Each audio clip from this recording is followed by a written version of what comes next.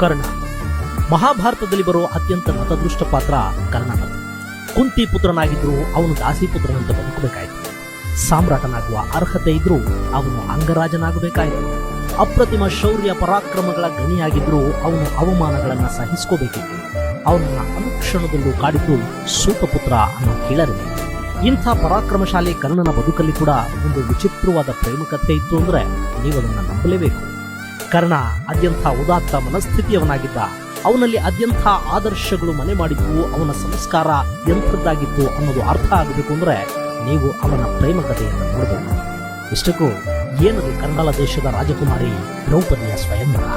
ತನ್ನ ಮಗಳನ್ನ ಒಲಿಸಿಕೊಳ್ಳೋದಕ್ಕೆ ಬಂದಿದ್ದ ನಾನಾ ದೇಶಗಳ ಅತಿರಥ ಮಹಾರಥರಿಗೆ ದ್ರುಪದ ರಾಜ ಅಲ್ಲಿ ಸವಾಲೊಂದನ್ನ ಇಟ್ಟಿದ್ದ. ಅಲ್ಲಿದ್ದ ದೇವ ಧನಸ್ಸನ್ನ ಎತ್ತಿ ಮೇಲೆ ತೂಗ್ತಿದ್ದ ಮೀನಿನ ಕಣ್ಣಿಗೆ ಯಾರು ಬಾಣದ ಗುರಿಯನ್ನು ಮುಟ್ಟಿಸ್ತಾರೋ ಅಂಥವರಿಗೆ ದ್ರೌಪದಿಯ ಕೈ ಹಿಡಿಯೋ ಭಾಗ್ಯ ಆಯಿತು.